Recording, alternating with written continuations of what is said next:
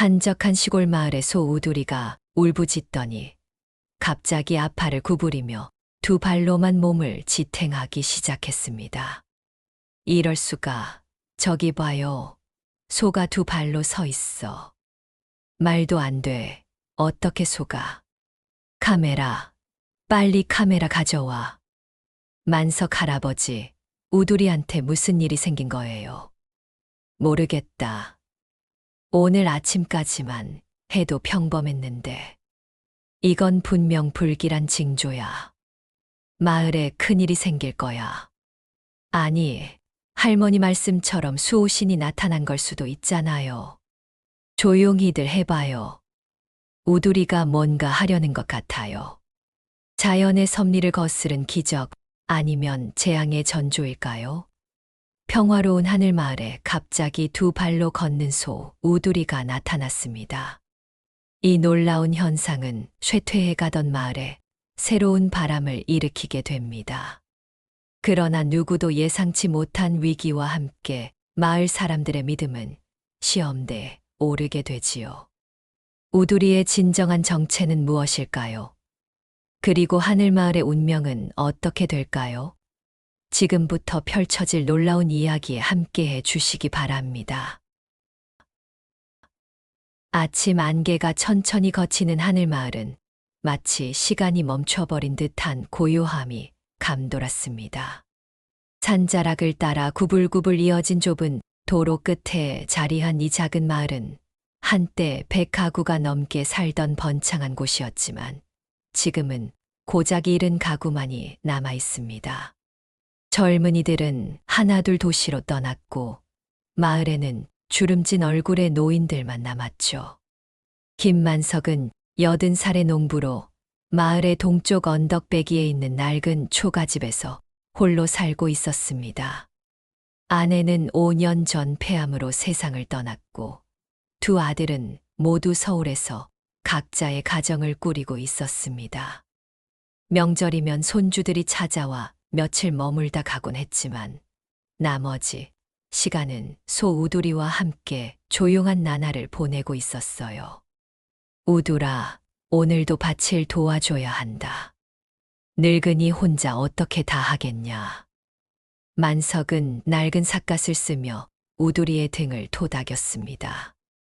우두리는 만석이 20해 전 새끼였을 때부터 키워온 암소로 이제는 마을에서 가장 나이 많은 소가 되었습니다. 만석에게 우두리는 그저 가축이 아닌 가족이었죠. 매일 아침 깨끗한 물을 주고 직접 베어온 신선한 풀을 먹였으며 추운 겨울이면 낡은 담요를 덮어주기도 했어요. 소도 정이 들면 사람과 같다니까. 내 말 다 알아듣는다고. 만석의 말에 우두리는 마치 이해한 듯 커다란 눈을 깜빡였습니다. 그때 마을 어귀에서 자전거 종소리가 들려왔어요. 12살 소녀 이하나가 학교 가방을 메고 자전거를 타고 오는 모습이 보였습니다. 만석 할아버지, 안녕하세요. 우두리도 안녕. 하나는 밝은 목소리로 인사하며 자전거에서 내렸습니다. 서울에서 자란 하나는 부모의 이혼 후 할머니와 함께 이 마을로 이사 온 지 6개월 되었어요. 처음엔 시골 생활에 적응하지 못했지만 우두리를 만난 뒤로는 매일 아침 학교 가기 전 만석의 농장에 들러 우두리에게 인사를 하곤 했죠.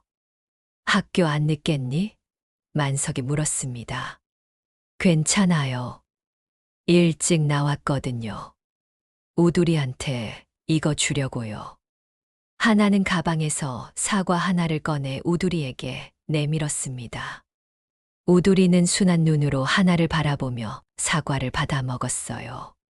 할아버지, 저 오늘 청명사에서 템플 스테이 한다고 했죠. 학교 끝나고 바로 갈 거예요. 그래, 현진 스님이 기다리실 거다. 스님 말씀 잘 듣고. 마을 북쪽 작은 언덕 위에 자리한 청명사는 비록 크지 않은 절이지만 마을의 정신적 구심점이었습니다.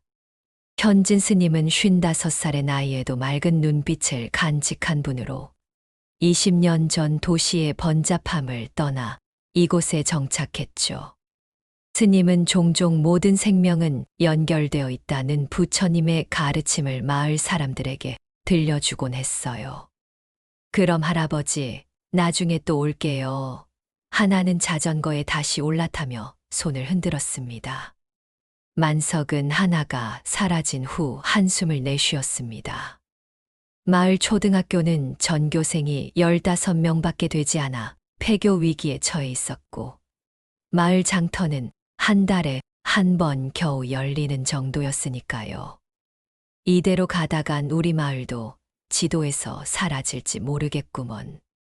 그날 오후, 만석은 우두리를 데리고 마을 회관으로 향했습니다. 마을 이장 최노인이 중요한 회의가 있다며 주민들을 모았기 때문이었죠. 여러분, 제가 오늘 군청에 다녀왔는데 좋지 않은 소식이 있습니다. 이장은 근심 어린 목소리로 말했습니다. 정부에서 인구 감소 지역 통폐합 계획을 발표했답니다. 우리 마을도 인구가 더 줄면 이웃 마을과 통합될 가능성이 높아요. 주민들 사이에서 웅성거림이 일었습니다. 현진 스님도 그 자리에 있었고 모든 이의 얼굴에는 근심이 드리워졌어요. 부처님께서는 변하지 않는 것은 없다고 하셨지만 우리가 함께 노력한다면 마을의 미래도 바꿀 수 있을 겁니다. 스님의 말에 잠시 고요함이 찾아왔습니다. 이때 누구도 알지 못했지만 하늘마을은 곧 커다란 변화를 맞이하게 될 운명이었습니다. 그리고 그 변화의 중심에는 우두리가 있었죠. 봄비가 내리던 다음 날 아침, 만석은 평소처럼 일어나 우두리에게 먹이를 주기 위해 외양간으로 향했습니다. 비가 그치고 난 아침 공기는 상쾌했고 젖은 흙과 풀의 향기가 코끝을 자극했죠. 만석은 외양간 문을 열고 안으로 들어섰습니다. 우두라, 일어나. 만석의 말은 그대로 입 안에서 멈춰버렸습니다. 눈앞의 광경을 믿을 수 없었기 때문입니다. 우두리가 앞다리 아니 이제는 팔이라고 해야 할까요? 을 들어 올린 채 뒷다리로 서 있었던 것입니다. 마치 사람처럼 말이죠. 이게 무슨... 우두라, 그게 뭐 하는 짓이냐? 만석은 당황한 목소리로 외쳤습니다. 우두리는 천천히 만석을 향해 고개를 돌렸고 그 눈빛은 평소와 달랐어요. 마치 깊은 지혜를 담은 사람의 눈처럼 보였습니다. 더 놀라운 일은 그 다음이었습니다. 우두리는 앞다리를 땅에 내려놓지 않고 두 발로 서서 천천히 만석에게 다가왔습니다. 미쳐버렸나? 이게 꿈인가? 만석은 눈을 비비고 다시 보았지만 분명 현실이었습니다. 우두리는 비록 불안정하게 흔들리면서도 두 발로 서서 걷고 있었어요. 만석은 떨리는 손으로 마을 수의사인 박수희에게 전화를 걸었습니다. 여보세요, 박 선생. 큰일 났네. 우두리가 두 발로 걷고 있어.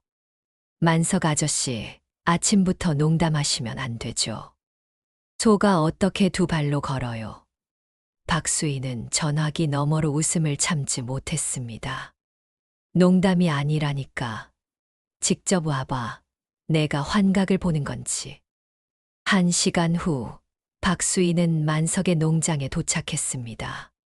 그리고 우두리를 보자마자 그의 얼굴에서 웃음기가 사라졌습니다. 우두리는 정말로 두 발로 서서 외양간 주변을 걷고 있었거든요. 이건 과학적으로 불가능한 일인데. 박수희는 중얼거렸습니다. 박수희는 즉시 우두리를 검사하기 시작했습니다. 체온은 정상이었고 심장 박동과 호흡도 규칙적이었죠. 외관상 특별한 변화나 이상은 보이지 않았습니다.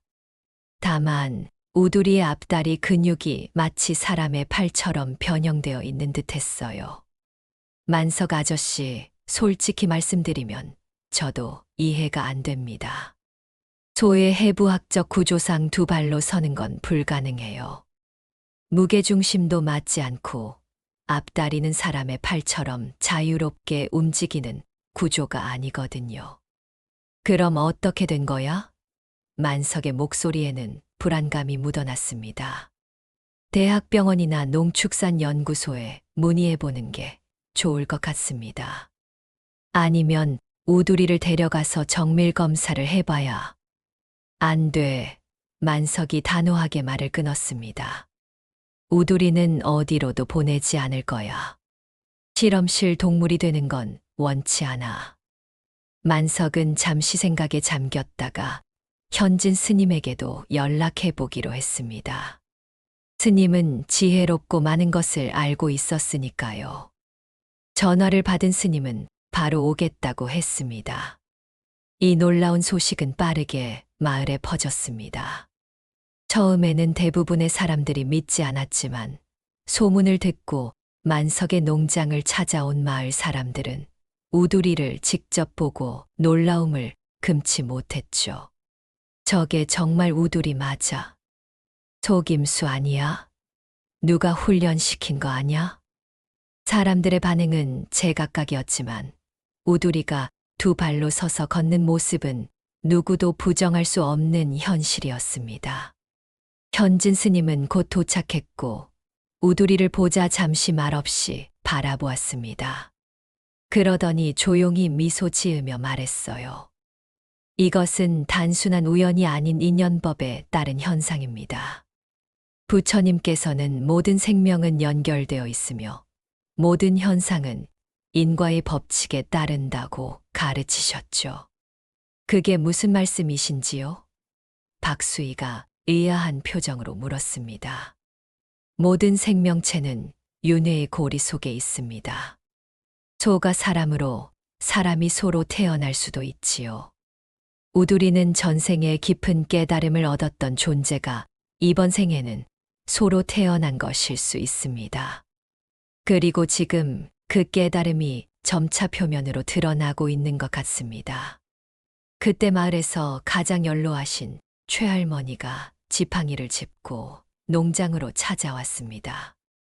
88세의 나이에도 맑은 정신을 유지하고 있던 최할머니는 우두리를 보자 놀라움보다는 깊은 감탄을 표현했어요. 이것 봐라, 전설이 사실이었구나. 최할머니가 탄식했습니다. 무슨 전설이요, 할머니?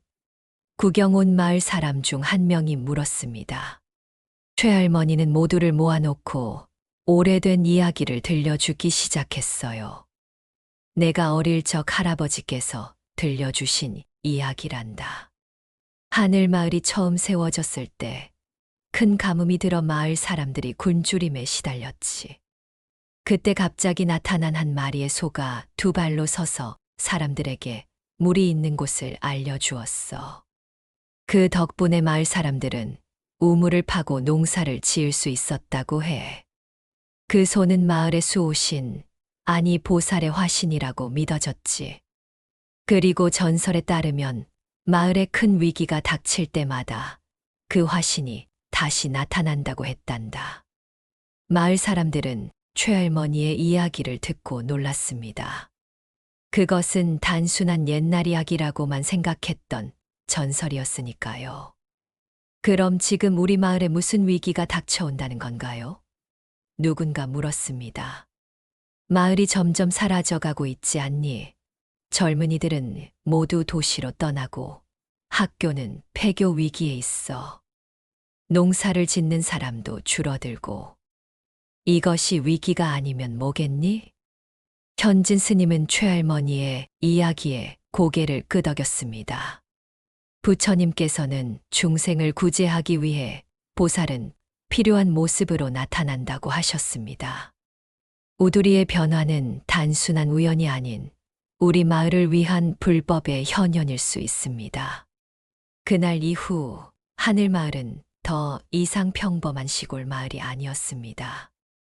무언가 특별한 일이 시작되고 있었고 그 중심에는 두 발로 걷는 소 우두리가 있었습니다. 우두리가 두 발로 걷기 시작한 지 일주일이 지났습니다. 처음에는 불안정하게 흔들리던 걸음걸이가 점점 안정되어 이제는 꽤 자연스럽게 사람처럼 걸을 수 있게 되었어요. 더 놀라운 것은 우두리가 앞발 이제는 정말 손이라고 불러야 할 것 같았습니다.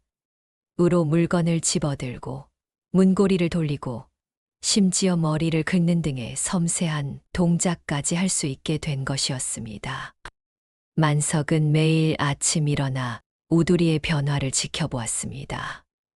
그의 얼굴에는 놀라움과 경외감, 그리고 약간의 두려움이 섞여 있었죠. 처음에는 동물병원이나 연구소에 알려야 하지 않을까 고민했지만 우두리를 실험 대상으로 만들고 싶지 않아 그 생각을 접었습니다. 대신 우두리의 일상을 조용히 기록하기 시작했어요. 오늘은 우두리가 빗자루를 들고 마당을 쓰려고 했다. 비록 잘 되진 않았지만 그 의도가 분명했다. 마치 사람의 생각을 가진 것처럼. 만석의 일기장에는 날마다 신기한 기록이 추가되었습니다. 그러나 더욱 놀라운 일들은 마을 전체에서 일어나고 있었어요. 첫 번째 이상한 현상은 마을 중앙에 있는 오래된 우물에서 일어났습니다. 10년 전부터 말라서 사용하지 않던 우물에서 갑자기 맑은 물이 솟아오른 것이죠. 어느 날 아침 우물 근처를 지나가던 주민이 물소리를 듣고 들여다보니 맑은 물이 가득 차 있었습니다. 물은 깨끗했고 맛을 보니 약간 달콤한 맛이 났어요. 이 물 맛이 참 좋네. 마시고 나니 속이 편안해지는 것 같아. 마을 사람들은 이 우물물이 몸에 좋다고 소문을 내기 시작했습니다. 만성적인 위장병으로 고생하던 이웃집 할머니가 이 물을 마시고 증상이 호전되었다는 이야기, 피부병이 있던 아이가 이 물로 씻고 나아졌다는 이야기가 퍼졌죠. 두 번째 신기한 일은 마을 외곽의 빈 땅에서 일어났습니다. 아무도 소유하지 않은 채 잡초만 무성하던 그 땅에 하루아침에 다양한 약초와 식물들이 자라기 시작한 것이었어요. 박수인은 그중 몇몇 식물이 귀한 약재라는 사실을 확인했습니다. 이건 황기고 저건 당귀예요. 어떻게 이런 귀한 약초들이 갑자기 자랄 수 있죠? 이것들은 보통 고산지대에서 자라는 식물들인데 현진 스님은 이런 현상들을 주의 깊게 지켜보았습니다. 스님은 매일 아침 청명사에서 내려와 우두리를 찾아가 함께 마을을 거닐었어요. 그리고 우두리가 지나간 자리마다 이상한 일들이 일어나는 것을 목격했습니다. 부처님께서는 한 생명이 변화할 때 그 주변의 모든 것도 함께 변화한다고 가르치셨습니다. 우두리의 변화는 단순히 그 자신만의 변화가 아닌 이 마을 전체에 영향을 미치는 깨달음의 물결일 수 있습니다. 스님의 말에 마을 사람들은 깊이 공감했습니다. 이제 우두리가 매일 아침 만석과 함께 마을을 산책하는 것은 일상이 되었고 사람들은 우두리를 보기 위해 일부러 그 길에 나와 기다리기도 했어요. 우두리가 지나가는 길에는 들꽃이 더 활짝 피었고 농작물은 더 싱그럽게 자랐습니다. 이하나는 학교가 끝나면 곧장 만석의 농장으로 달려와 우두리와 시간을 보냈습니다. 놀랍게도 우두리는 하나에게 특별한 애정을 보였어요. 하나가 학교에서 있었던 일을 이야기하면 마치 이해한 듯 고개를 끄덕이고 하나가 슬퍼하면 그 옆에 앉아 위로해 주는 것처럼 보였죠. 인근 도시에서도 사람들이 하늘마을을 찾아오기 시작했어요. 두 발로 걷는 소를 보기 위해, 그리고 신비의 우물의 물을 마시기 위해서였죠. 현진 스님은 청명사에서 깊은 명상에 잠겼습니다.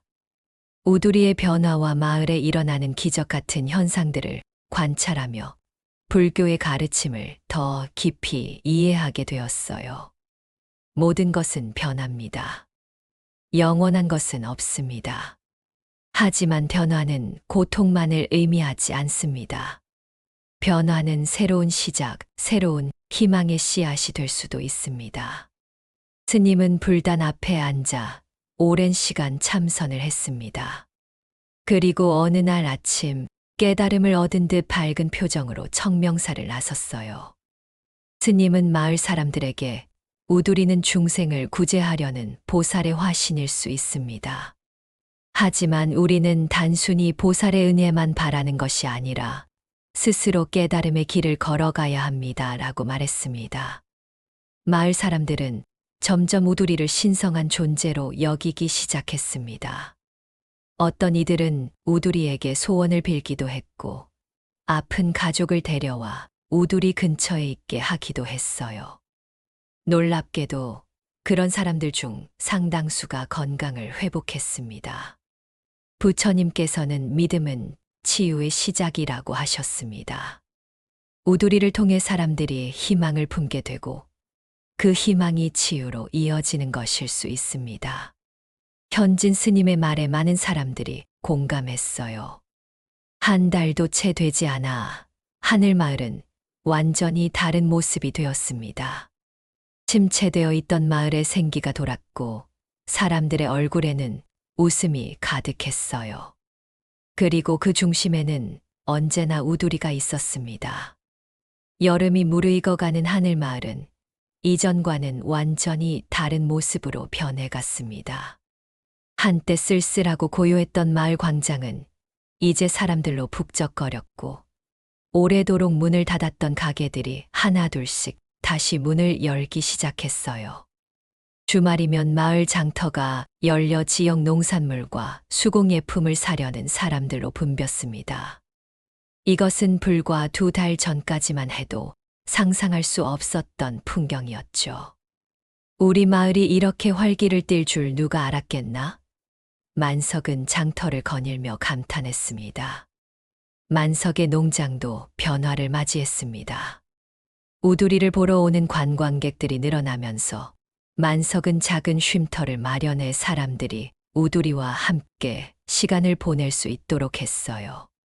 물론 관람료는 받지 않았지만 사람들은 기꺼이 농산물을 사거나 기부를 하고 갔습니다.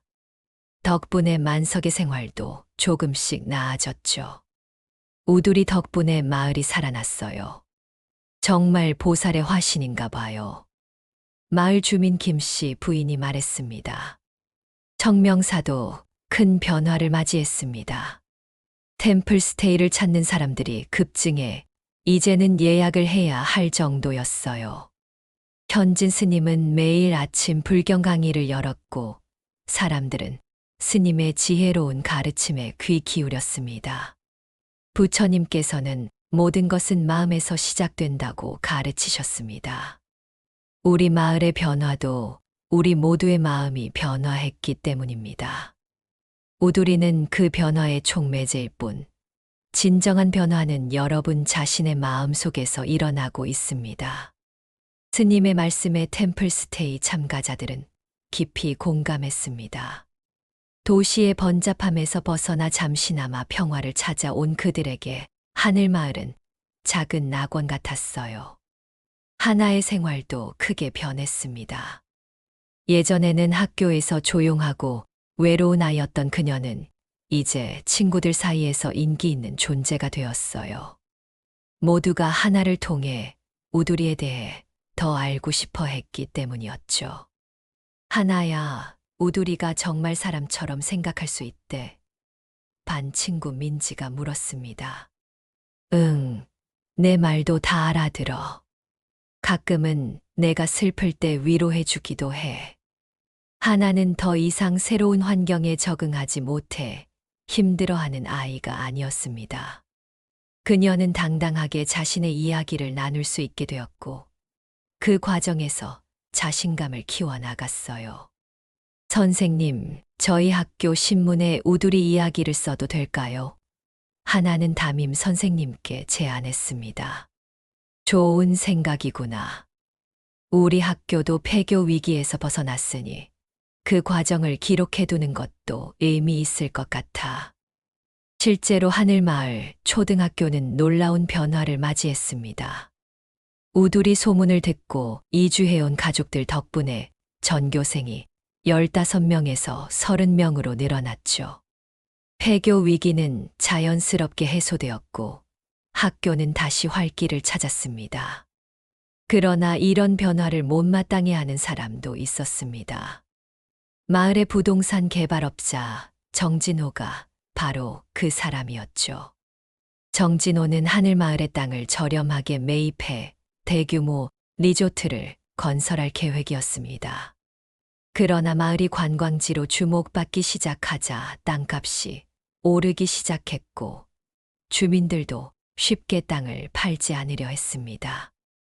이 소동이 얼마나 갈 거라고 생각하세요? 이건 분명 사기입니다.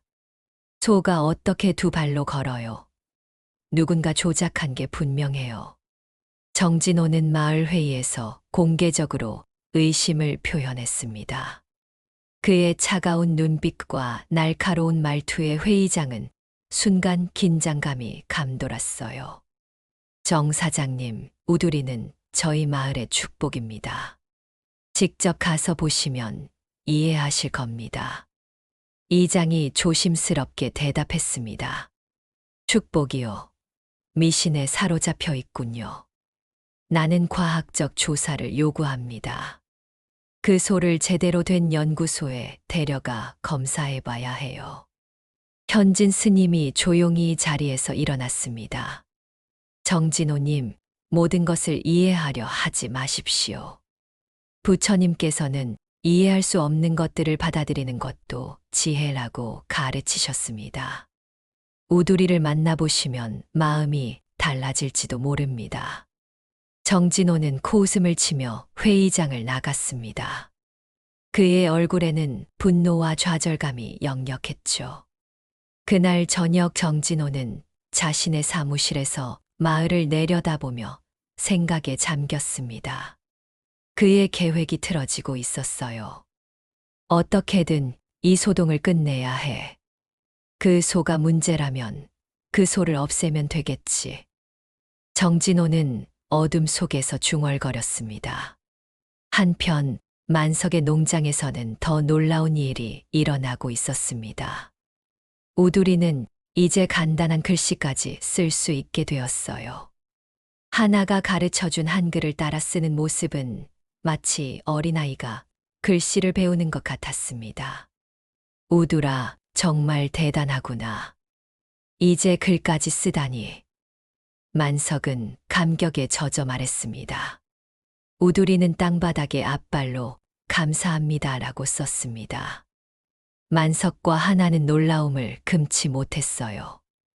우두리가 정말 사람처럼 생각하고 있어요. 하나가 기쁨에 겨워 외쳤습니다. 현진 스님은 이 소식을 듣고 깊은 사색에 잠겼습니다. 불경에는 보살들이 중생을 구하기 위해 다양한 모습으로 나타난다는 이야기가 있었죠. 관세음 보살은 33가지 모습으로 중생 앞에 나타난다고 했습니다. 소의 모습으로 나타날 수도 있지 않을까요? 부처님께서는 모든 중생은 불성을 지니고 있다고 하셨습니다. 우두리의 불성이 깨어나고 있는 것일 수도 있습니다. 스님은 자신의 생각을 만석에게 말했습니다. 마을의 변화는 계속되었습니다. 젊은이들이 하늘마을로 돌아오기 시작했고 빈집들은 다시 사람이 살게 되었습니다. 마을 학교는 신입생이 늘어 새 교실을 짓기로 했고 오래된 마을 회관도 리모델링을 계획하고 있었어요. 그러나 모든 것이 순탄하게 흘러가지는 않았습니다. 정진호의 반발은 더욱 거세졌고 그를 지지하는 사람들도 생겨났어요. 마을은 서서히 우두리를 믿는 사람들과 의심하는 사람들로 나뉘기 시작했습니다. 긴장감이 고조되는 가운데 더 큰 시련이 마을을 기다리고 있었죠. 늦여름의 뜨거운 햇살이 하늘 마을을 내리쬐는 어느 날, 마을 광장에는 평소보다 많은 사람들이 모여 있었습니다.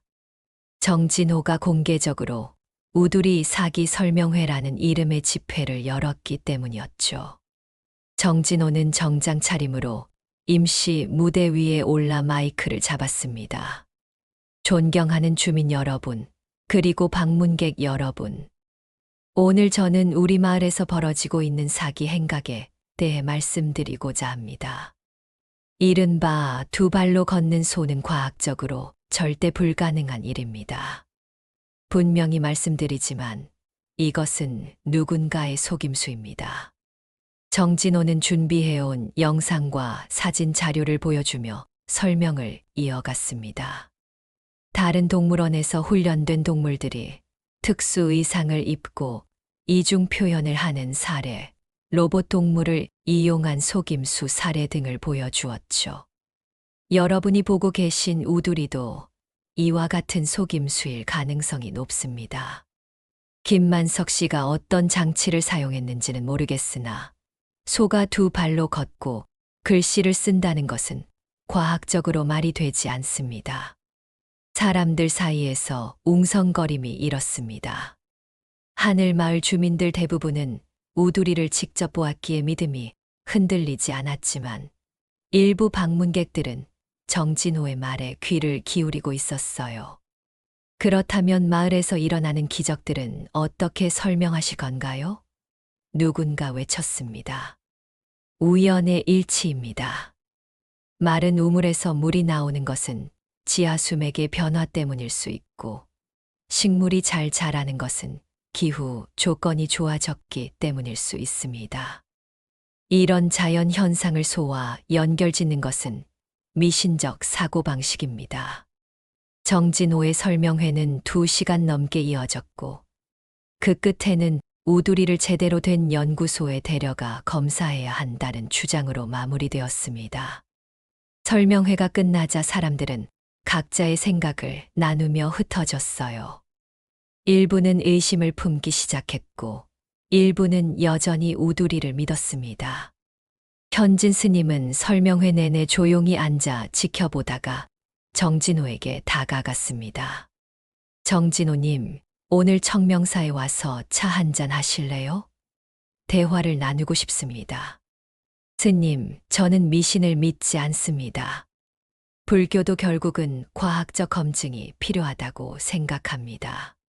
부처님께서는 모든 것을 의심하라, 심지어 나의 가르침도 의심하라고 말씀하셨습니다. 의심은 자연스러운 것이지요. 그러나 직접 경험하기 전에 섣불리 결론 내리는 것은 지혜롭지 못합니다. 우두리를 직접 만나보시면 어떨까요? 정진호는 잠시 망설이다가 고개를 저었습니다. 다음에 기회가 있으면 그때 생각해 보겠습니다. 스님은 미소를 지으며 물러섰지만 그의 눈에는 걱정이 깃들어 있었습니다. 마을의 조화가 깨어지고 있다고 느꼈기 때문이었죠. 다음 날, 하나는 학교에서 처음으로 친구들의 따돌림을 경험했습니다. 정진호의 아들인 진우가 선동한 몇몇 아이들이 하나를 둘러싸고 놀리기 시작한 것이었죠. 너네 할머니는 미쳤대. 소가 말한다고 믿는데. 진우가 비웃었습니다.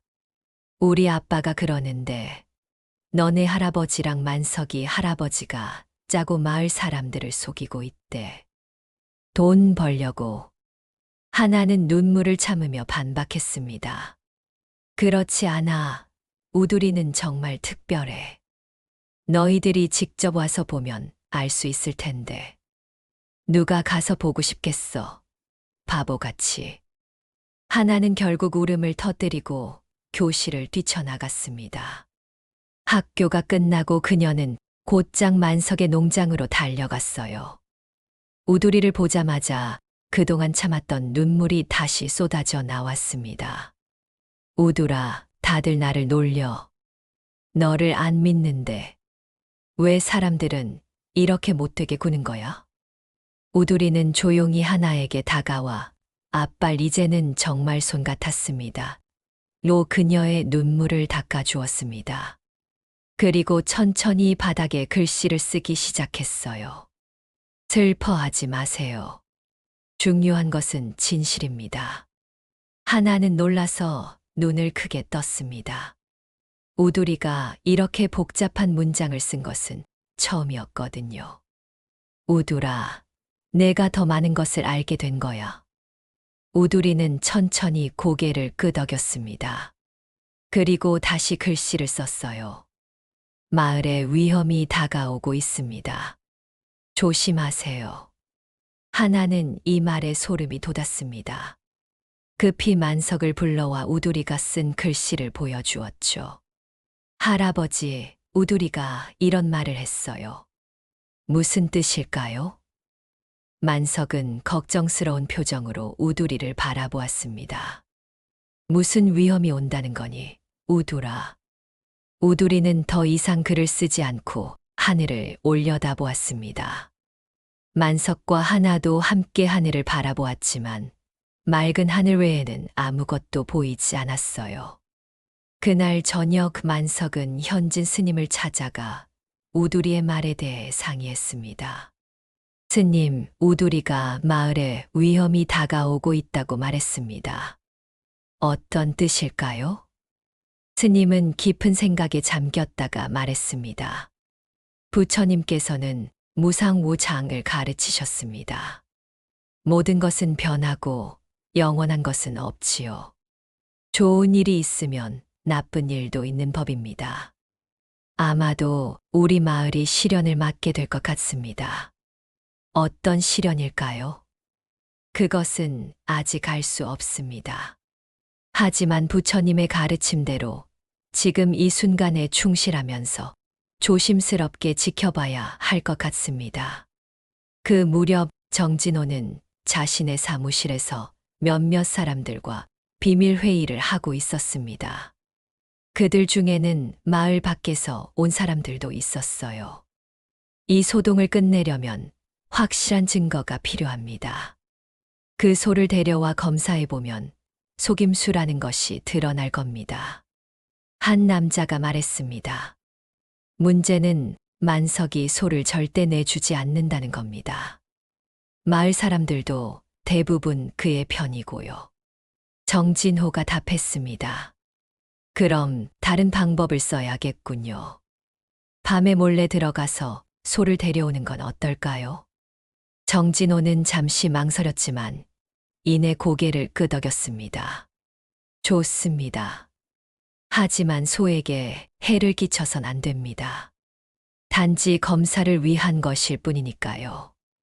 그날 밤 마을의 하늘에는 검은 구름이 몰려들기 시작했습니다. 멀리서 천둥 소리가 들려왔고 바람이 점점 거세졌어요. 기상청은 이 지역에 폭우주의보를 발령했습니다. 사람들은 비가 쏟아지기 전에 집으로 서둘러 돌아갔죠. 만석도 외양간의 문을 단단히 닫고 우두리에게 말했습니다. 오늘 밤은 폭풍이 심할 것 같구나. 여기 있으면 안전할 거야. 우두리는 불안한 눈빛으로 만석을 바라보았습니다. 마치 무언가를 말하고 싶어 하는 것처럼 보였지만 만석은 그 의미를 알아차리지 못했어요. 걱정 마라. 내일 아침이면 다 지나갈 거야. 만석이 집으로 돌아간 후 우두리는 외양간 문 쪽을 계속해서 바라보았습니다. 바깥에서는 비가 점점 더 세차게 내리기 시작했고 천둥 소리는 더욱 가까워졌어요. 그리고 얼마 후 외양간 문이 조용히 열렸습니다. 어둠 속에서 몇몇 인형이 나타났습니다. 저기 있다. 조심해. 이 소가 보통 소가 아니래. 한 남자가 속삭였습니다. 우두리는 그 자리에 가만히 서서 다가오는 사람들을 바라보았습니다. 그의 눈에는 두려움이 아닌 마치 이 모든 것을 예상했다는 듯한 평온함이 깃들어 있었어요. 폭풍우가 몰아치는 깊은 밤, 외양간 안으로 들어온 3명의 남자들은 우두리에게 조심스럽게 다가갔습니다.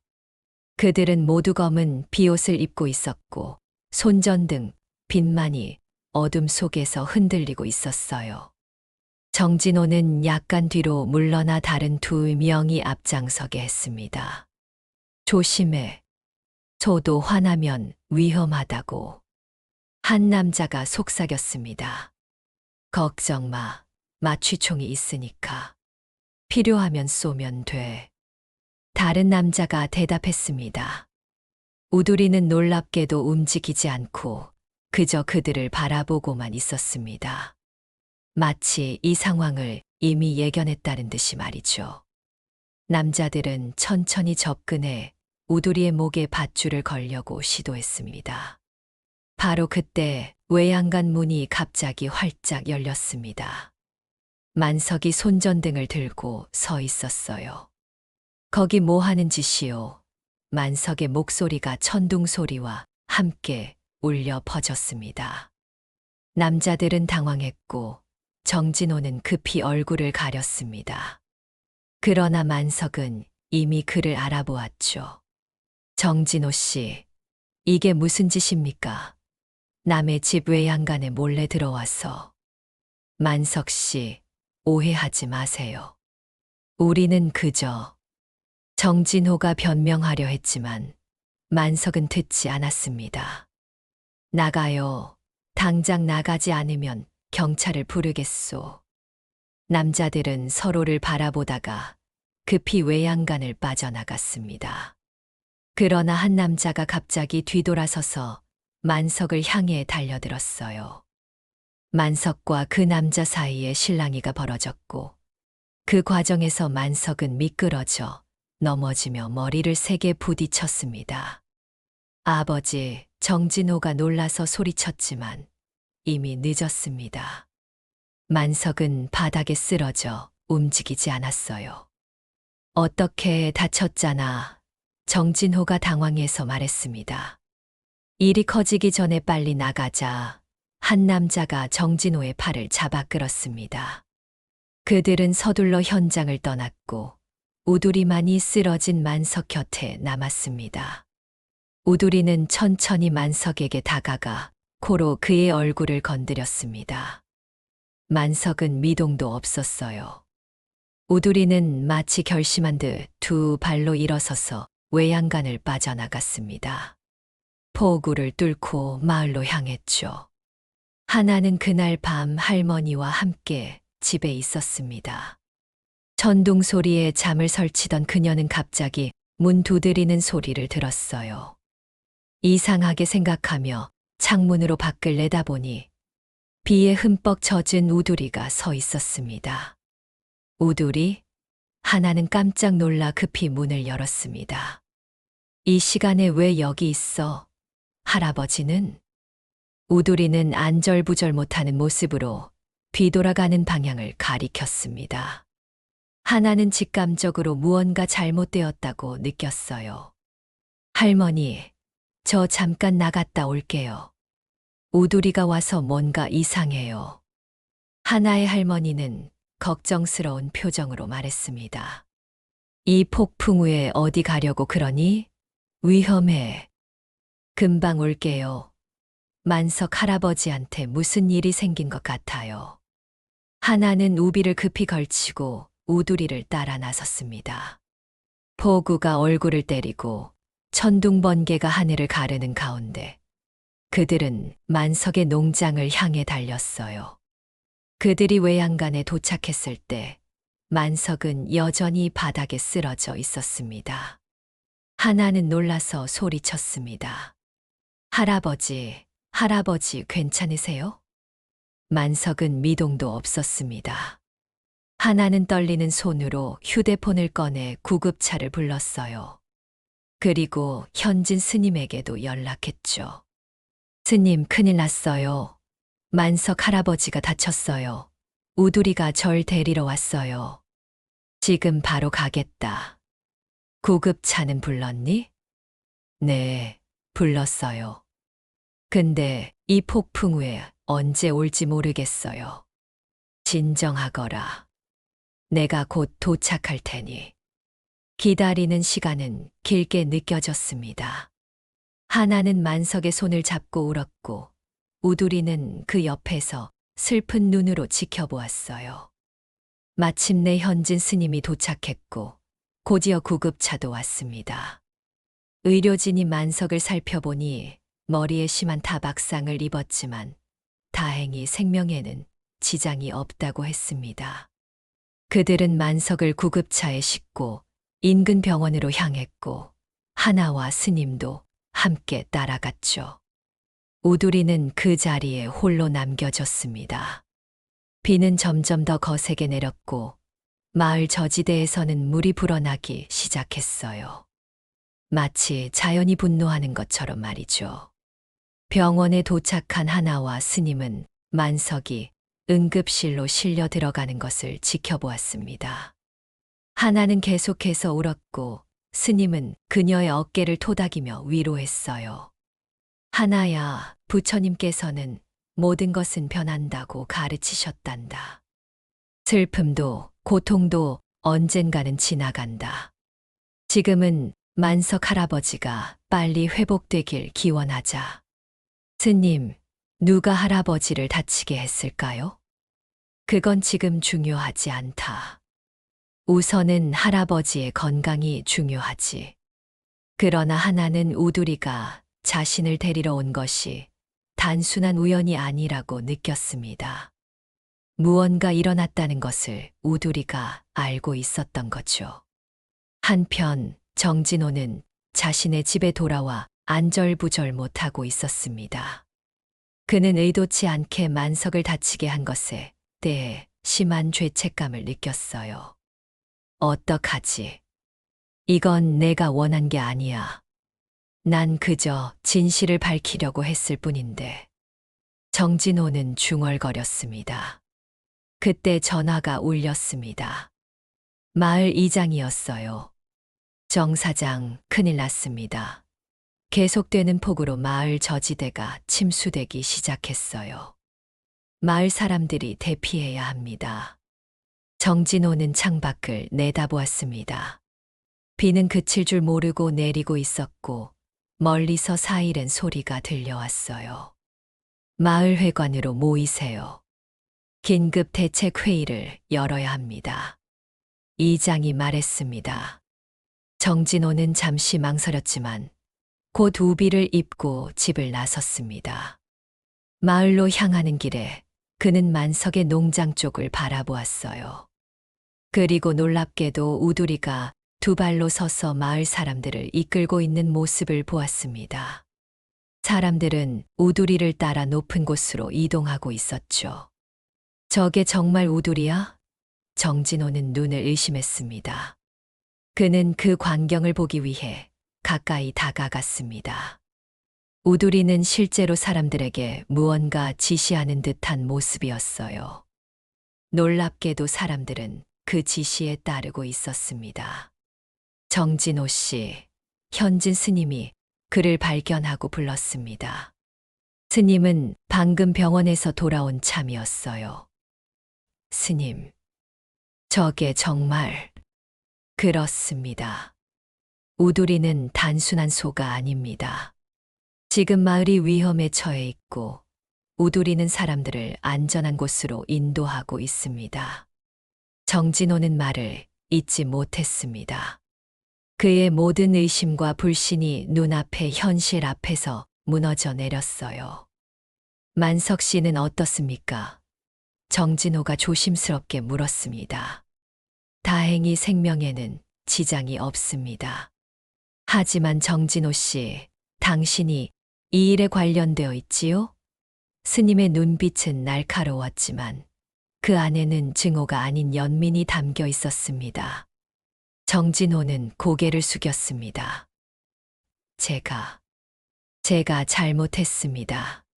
단지 진실을 알고 싶었을 뿐인데, 진실은 이미 당신 눈앞에 있습니다.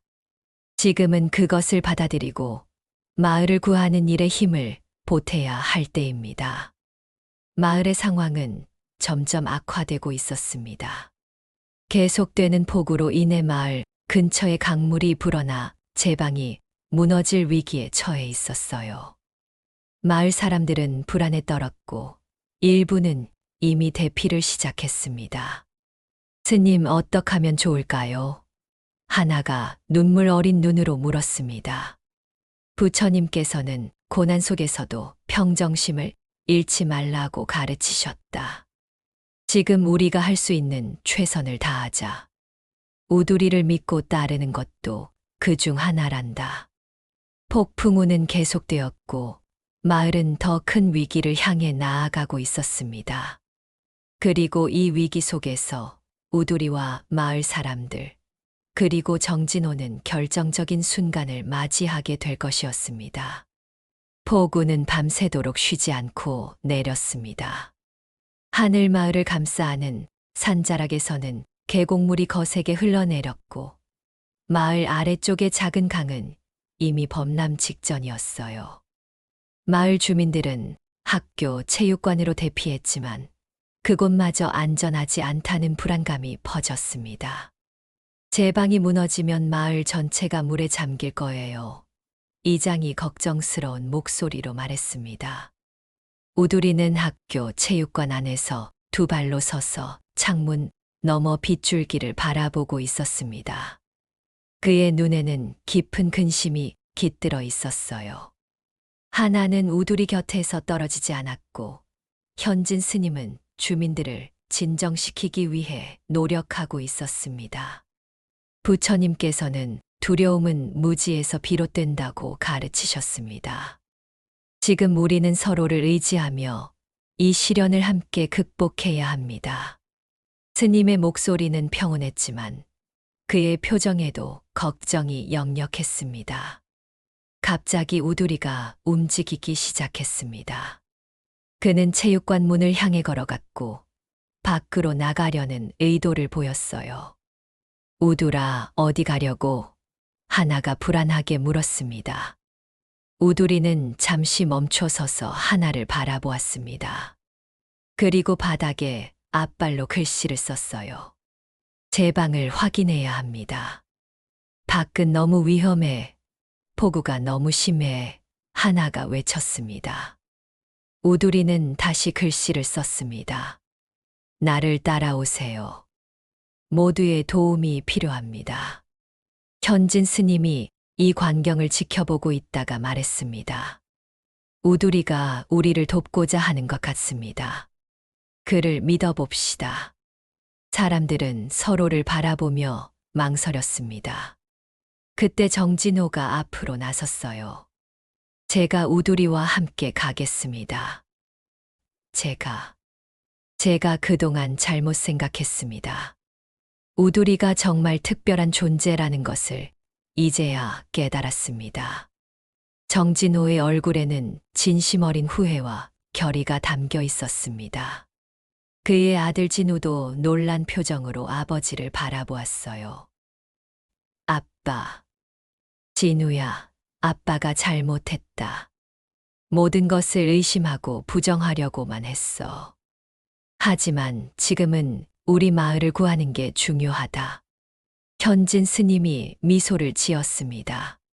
부처님께서는 깨달음은 언제든 찾아올 수 있다고 하셨지요. 정진호님, 용기 있는 결정에 감사드립니다.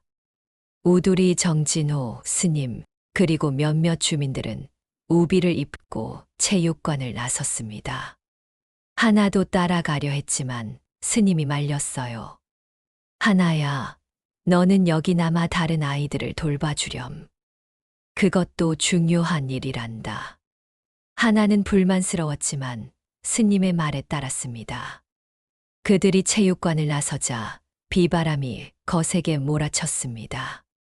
거의 앞을 볼 수 없을 정도였지만 우두리는 확신에 찬 발걸음으로 길을 인도했어요. 마을 아래쪽에 있는 제 방에 도착하자 그들은 심각한 상황을 목격했습니다. 제 방 한쪽이 이미 무너지기 시작했고 물은 빠르게 흘러넘치고 있었어요. 이대로라면 1시간도 안 돼 마을 전체가 물에 잠길 겁니다. 한 주민이 외쳤습니다. 우두리는 제 방 주변을 살펴보더니 앞발로 땅바닥을 가리켰습니다. 그리고 빠르게 글씨를 썼어요. 물기를 돌려야 합니다. 이쪽으로 임시 수로를 파세요. 정진호가 우두리가 가리킨 방향을 살펴보았습니다. 그것은 마을과 반대편으로 비어있는 논으로 향하는 방향이었죠. 그래, 물기를 돌리면 마을을 구할 수 있을지 모릅니다. 정진호가 외쳤습니다.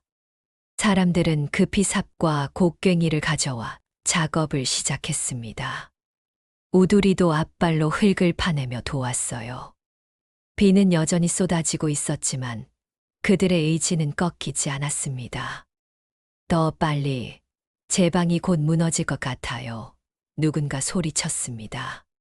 작업은 쉽지 않았습니다. 비로 인해 땅은 진흙탕이 되어 있었고 파낸 흙은 계속해서 무너져 내렸어요. 정진호는 지칠 줄 모르고 작업을 이어갔습니다.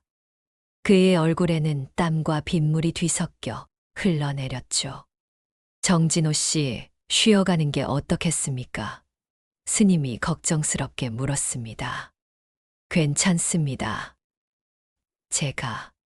제가 이 마을에 죄를 지었으니 이것은 제가 갚아야 할 업보입니다. 스님은 고개를 끄덕였습니다. 부처님께서는 자신의 잘못을 깨닫는 것이 깨달음의 시작이라고 하셨습니다. 그때 갑자기 큰 소리와 함께 제 방 일부가 무너져 내렸습니다. 물이 거세게 흘러들어와 그들이 파고 있던 수로를 향해 밀려들었어요. 모두 물러나세요. 정진호가 외쳤습니다. 그러나 수로가 아직 완성되지 않아 물은 여전히 마을 쪽으로도 흘러가고 있었습니다. 우두리는 이 상황을 지켜보다가 갑자기 무너진 제 방 쪽으로 뛰어갔어요. 우두라, 위험해. 스님이 외쳤지만 이미 늦었습니다. 우두리는 무너진 제 방 앞에 서서 자신의 몸으로 물기를 막기 시작했습니다. 그의 무게와 힘으로 물의 흐름을 조금이나마 늦추고 방향을 돌리려는 시도였어요. 저 소가 자신을 희생해 마을을 구하려고 하는 거예요?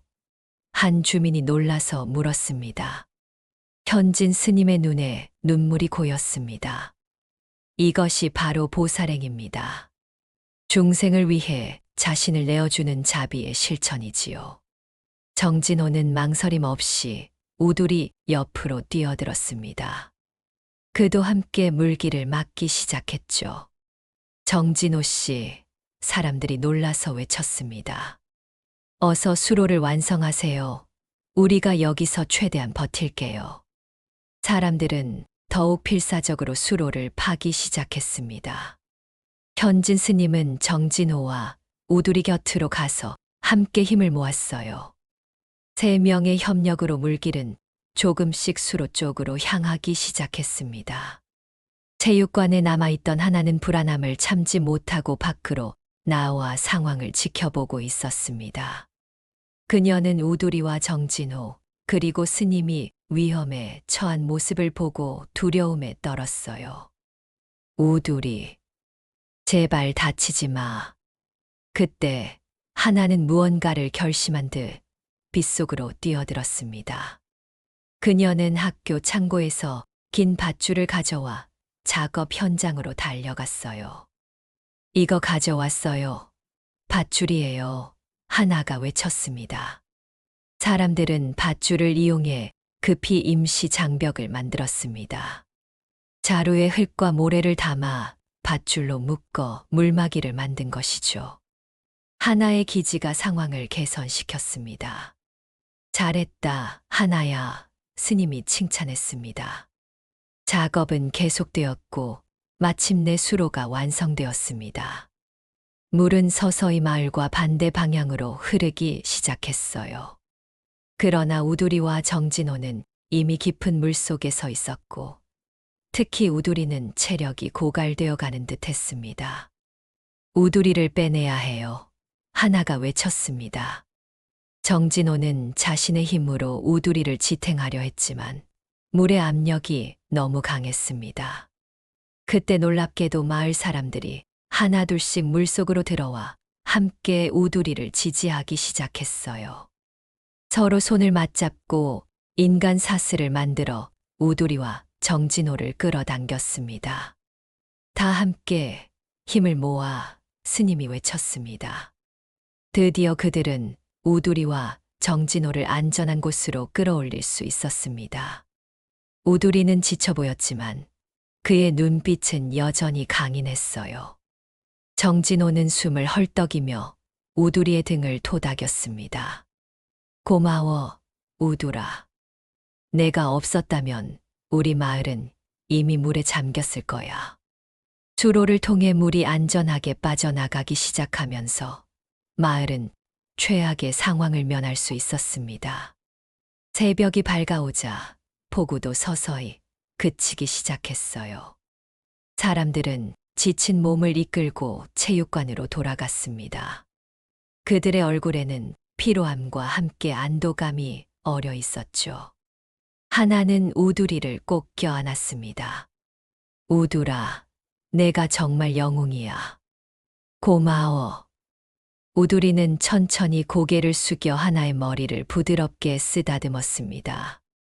그의 눈에는 깊은 애정이 담겨 있었어요. 현진 스님은 이 모든 광경을 바라보며 미소 지었습니다. 부처님께서는 모든 중생은 서로 의지하며 살아간다고 가르치셨습니다. 오늘 우리는 그 진리를 몸소 경험했습니다. 마을은 큰 위기를 넘겼지만 아직 회복해야 할 것들이 많았습니다. 그리고 이 시련을 통해 마을 사람들은 서로에 대한 그리고 우두리에 대한 새로운 이해와 존경심을 갖게 되었어요. 특히 정진호는 가장 큰 변화를 겪은 사람이었습니다. 하늘마을에 새로운 날이 밝아오고 있었습니다. 폭풍이 지나간 지 일주일 후 하늘마을은 서서히 일상을 되찾아가고 있었습니다. 마을 곳곳에서는 복구 작업이 한창이었고 주민들은 서로 도우며 피해를 수습했어요. 놀랍게도 이번 홍수로 인한 인명피해는 전혀 없었습니다. 마을 사람들은 이것이 우두리 덕분이라고 입을 모았죠. 우두리가 없었다면 우리 마을은 이미 강물에 쓸려갔을 거야. 이장이 말했습니다. 병원에 입원해 있던 만석도 드디어 퇴원했습니다. 그는 하나와 현진 스님의 부축을 받으며 농장으로 돌아왔어요. 만석의 얼굴은 여전히 창백했지만 우두리를 보자 그의 눈에는 반가움의 빛이 가득 차올랐습니다. 우두라, 이 늙은이가 없는 동안 큰일을 했다면서. 만석이 우두리의 등을 쓰다듬으며 말했습니다. 우두리는 마치 이해한 듯 고개를 끄덕였습니다. 그리고 두 발로 서서 만석에게 다가가 부드럽게 안겼어요. 그 모습은 마치 오랜 친구를 만난 사람 같았습니다. 할아버지, 우두리가 마을을 구했어요.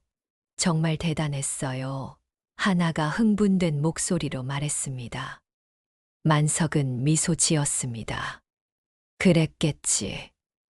우두리는 처음부터 특별했으니까. 현진 스님은 조용히 그 모습을 지켜보다가 말했습니다. 부처님께서는 모든 중생은 불성을 지니고 있다고 가르치셨습니다. 우두리에게서 우리는 그 진리를 목격하고 있는 것이지요. 마을 회관에서는 특별한 회의가 열렸습니다. 모든 주민들이 모였고 이장은 마을의 앞으로의 방향에 대해 이야기했어요.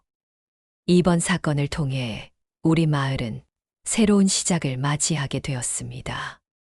우두리와 관련된 신비로운 현상들, 그리고 마을 사람들의 단합된 모습은 하늘마을이 단순한 농촌 마을이 아닌 특별한 곳임을 보여주었습니다.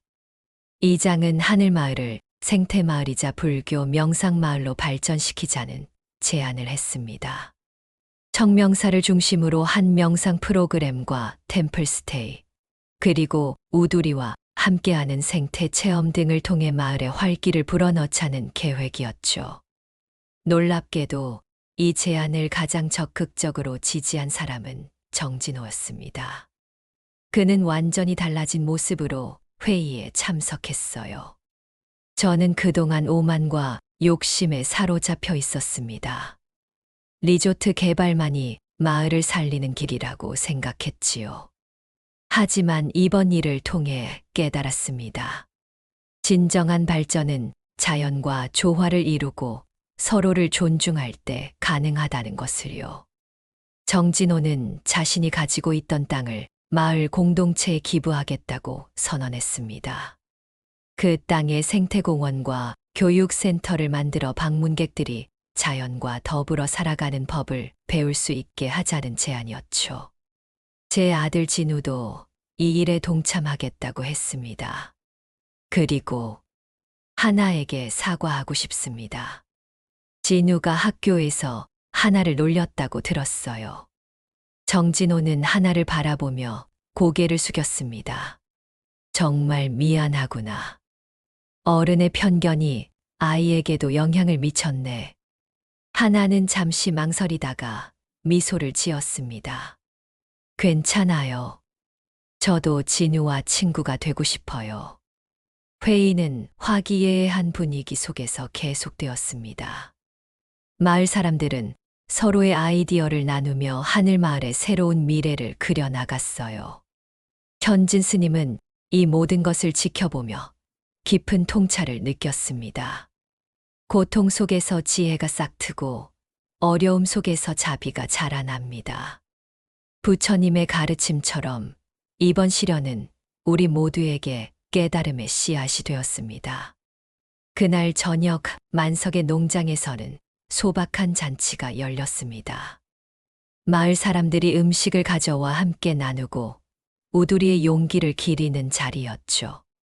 우두리는 마당 한가운데서 두 발로 서서 사람들의 환호를 받았습니다. 하나는 그런 우두리를 자랑스러운 눈으로 바라보았습니다. 그동안 학교에서 외로웠던 시간들, 부모님의 이혼으로 상처받았던 마음이 우두리를 통해 조금씩 치유되고 있었어요. 그녀는 이제 자신의 꿈을 찾아가기 시작했습니다. 할아버지, 저 나중에 동물 의사가 되고 싶어요. 그래서 우두리 같은 동물들을 도와주고 싶어요. 하나가 만석에게 말했습니다. 좋은 생각이구나. 내가 그런 꿈을 갖게 해준 우두리에게 고마워해야겠다. 잔치가 무르익을 무렵 우두리는 조용히 자리를 떠나 외양간으로 돌아갔습니다. 하나가 그를 따라가 보니 우두리는 바닥에 무언가를 쓰고 있었어요. 이제 저는 돌아가야 할 것 같습니다. 돌아간다고 무슨 뜻이야, 우두리?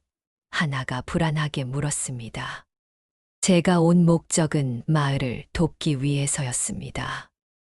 이제 마을은 새로운 시작을 맞이했고 여러분 스스로의 힘으로 나아갈 수 있습니다.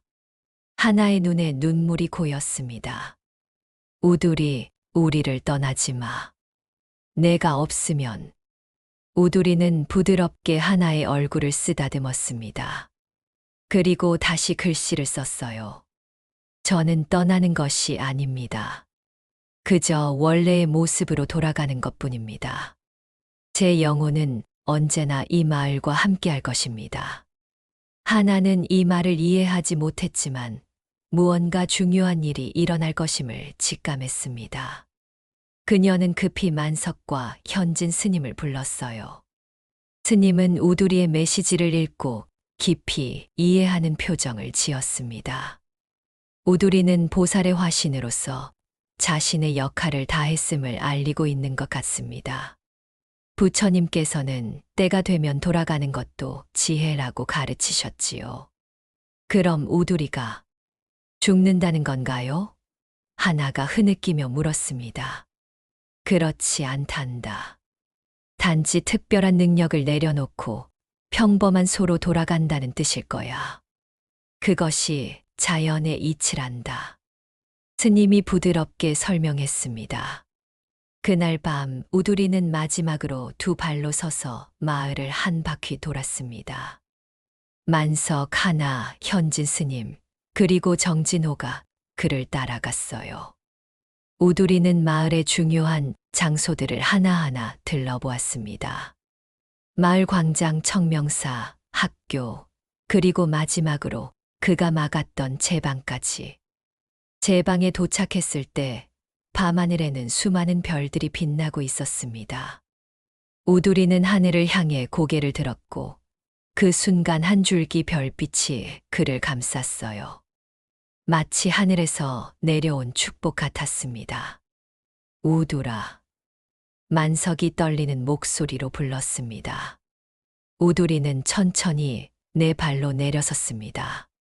그리고 그대로 평범한 소의 모습으로 돌아갔어요.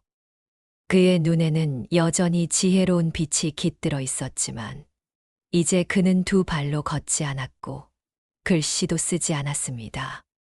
돌아왔구나. 만석이 우두리를 껴안으며 말했습니다. 하나는 눈물을 흘리며 우두리에게 달려갔습니다. 우두라, 우리를 기억해. 우두리는 부드럽게 울음소리를 내며 하나의 손을 핥았습니다. 그 모습은 평범한 소였지만 그의 눈빛만은 예전과 다름없이 특별했어요. 현진 스님은 합장하며 말했습니다. 부처님께서는 모든 현상에는 시작과 끝이 있다고 가르치셨습니다. 우두리의 특별한 능력은 사라졌을지 모르지만 그가 우리에게 가르쳐준 지혜와 사랑은 영원할 것입니다. 1년이 흘렀습니다. 하늘마을은 완전히 달라진 모습이 되었습니다. 생태마을과 명상센터로 유명해진 마을에는 주말마다 많은 방문객이 찾아왔고 젊은이들이 귀촌하면서 인구도 늘었어요. 학교는 학생 수가 2배로 증가해 활기를 되찾았고 빈집들은 모두 새 주인을 맞이했습니다. 청명사는 전국에서 찾아오는 불자들로 북적였고 현진 스님의 가르침은 더 많은 사람들에게 전해졌습니다. 정진호는 마을의 생태교육센터장이 되어 방문객들에게 환경의 중요성을 알렸죠. 하나는 학교에서 우두리에 관한 이야기를 담은 책을 써서 전교생 앞에서 발표했습니다. 그 이야기는 곧 마을의 전설로 자리 잡았고 모두가 사랑하는 이야기가 되었어요. 두 발로 걷는 소 우두리, 그는 위기의 순간에 나타나 마을을 구했습니다. 그리고 사람들에게 서로 돕고 사랑하는 법을 가르쳐 주었죠. 우두리는 여전히 만석의 농장에서 살고 있었습니다. 이제 그는 평범한 소였지만 마을 사람들에게는 여전히 특별한 존재였어요. 사람들은 종종 우두리를 찾아와 이야기를 나누었고 그는 언제나 따뜻한 눈빛으로 그들을 맞아주었습니다. 우두리의 영혼은 이 마을을 계속 지켜줄 거예요. 하나는 우두리를 쓰다듬으며 말했습니다. 만석은 고개를 끄덕였습니다. 그래, 우두리는 우리 모두의 가슴 속에 살아있단다. 현진 스님은 청명사 마당에 작은 석상을 세웠습니다. 두 발로 선 소의 형상이었죠. 그 아래에는 이런 글이 새겨져 있었습니다. 모든 중생은 불성을 지니고 있으며 자비로운 행동을 통해 깨달음에 이를 수 있다. 우두리의 가르침을 기리며 하늘마을의 이야기는 시간이 흘러도 잊히지 않았습니다. 그리고 마을 사람들은 언젠가 또 위기가 찾아온다면 우두리가 다시 두 발로 걸을 것이라고 믿었습니다. 그때까지 그들은 우두리에게서 배운 교훈을 마음에 간직하며 조화롭게 살아갈 것을 다짐했어요. 하늘마을의 평화로운 일상은 계속되었고 우두리의 전설은 마을과 함께 영원히 이어질 것이었습니다. 시청해주셔서 감사합니다. 구독과 좋아요는 더 재미있고 감동적인 이야기를 만드는데 큰 힘이 됩니다. 오늘 하루도 행복하세요. 감사합니다.